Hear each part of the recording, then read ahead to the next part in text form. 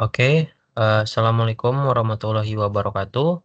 Halo semuanya, perkenalkan nama saya Dava Dwi Putra. Saya adalah mahasiswa kelas karyawan teknik industri dengan nomor induk mahasiswa 010399230005. Pada kesempatan kali ini, izinkan saya untuk mempresentasikan terkait manager as a leader at PT Procter and Gamble. Di sini yang pertama adalah penerapan teori kepemimpinan atau leadership di perusahaan P&G atau Procter and Gamble. Berikut ini beberapa teori kepemimpinan dan analisis bagaimana how P&G menerapkan prinsip-prinsipnya. Yang pertama itu ada trade theories. Teori ini muncul pada tahun 1920 sampai 1930. Pada teori ini menyatakan bahwa pemimpin dilahirkan dengan sifat-sifat bawaan tertentu yang membuat mereka menjadi pemimpin yang efektif. Teori ini berfokus pada ciri-ciri pribadi seperti kejujuran, karisma, kecerdasan, dan kemampuan komunikasi. Ciri-ciri ini dianggap universal dan menentukan kemampuan seseorang untuk memimpin.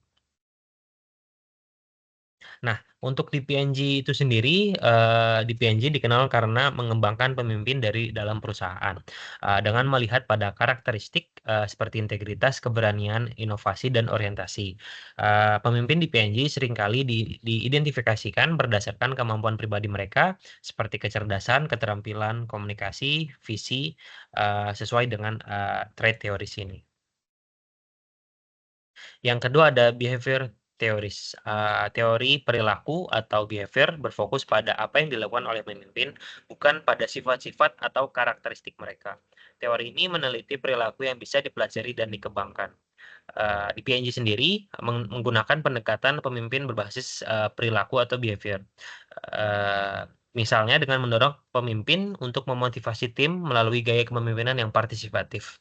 PNG biasanya menerapkan gaya yang lebih demokratis dengan mendorong kolaborasi antar tim, antar lintas divisi atau departemen. Pemimpin di PNG dilatih untuk mendukung pengembangan karyawan dan meningkatkan produktivitas dengan memberikan arahan yang jelas serta membangun hubungan yang baik dengan anggota tim. Yang ketiga ada kontingensi teoris leadership. Artinya teori kontingensi menyatakan bahwa tidak ada satu gaya kepemimpinan yang ideal untuk semua situasi. Artinya setiap situasi itu memiliki karakteristik kepemimpinannya masing-masing. Efektivitas kepemimpinan tergantung pada faktor-faktor situasional. Di PNG, pemimpin menggunakan gaya pemimpinan yang situasional, yang fleksibel sesuai dengan keadaan. Seperti di suatu situasi di mana tim menghadapi tantangan baru, para pemimpin mungkin lebih mengarahkan memberikan instruksi detail atau gaya direction. Sementara di situasi lain di mana tim sudah berpengalaman, pemimpin atau leader lebih mendukung dengan gaya partisipatif. Hal ini selaras dengan PET goal model yang menunjukkan bahwa pemimpin harus menyesuaikan gaya mereka untuk membantu tim mencapai tujuan yang diinginkan. Dari sini kan kita dapat melihat perbedaan perlakuan antara seorang pekerja baru dan yang sudah berpengalaman. Next, yang keempat ada contemporary view of leadership, termasuk transaksional, transformasional, karismatik, and visionary leadership. Transaksional leadership atau kepemimpinan transaksional adalah pemimpin yang menggunakan imbalan dan hukuman untuk memotivasi bawahan. Hubungan pemimpin bawahan berdasarkan transaksi ini di mana kinerja baik dihargai dan kinerja buruk akan dihukum atau diberi punishment. Di PNG beberapa program berbasis hasil kinerja diterapkan melalui transaksional leadership di mana penghargaan atau award akan diberikan kepada pekerja yang mencapai target atau berkinerja baik. Lanjut untuk transformational leadership atau kepemimpinan transformasional adalah gaya kepemimpinan yang menginspirasi dan memotivasi bawahan untuk mencapai potensi mereka sepenuhnya dan untuk berkomitmen terhadap tujuan organisasi. Mereka mengutamakan visi jangka panjang dan perubahan yang signifikan. Di PNG sangat fokus pada inovasi dan pengembangan yang berkelanjutan, yang merupakan contoh dari transformational leadership.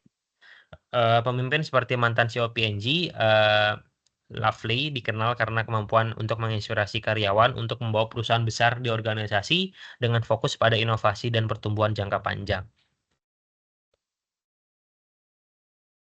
Selanjutnya ada charismatic leadership atau kepemimpinan karismatik.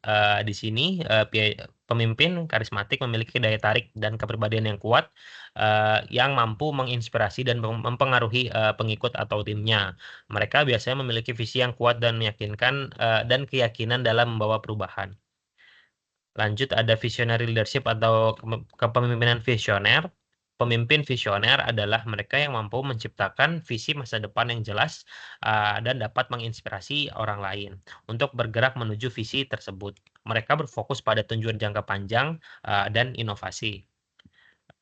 Selanjutnya ada tim leadership atau kepemimpinan tim. Teori ini menekankan pentingnya kepemimpinan dalam konteks teams.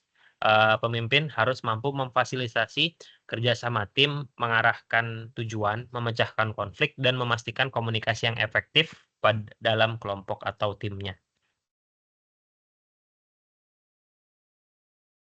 Oke, cukup sekian presentasi singkat dari saya terkait manager as a leader pada PT Procter& Gamble atau P&G. Sekian dan terima kasih.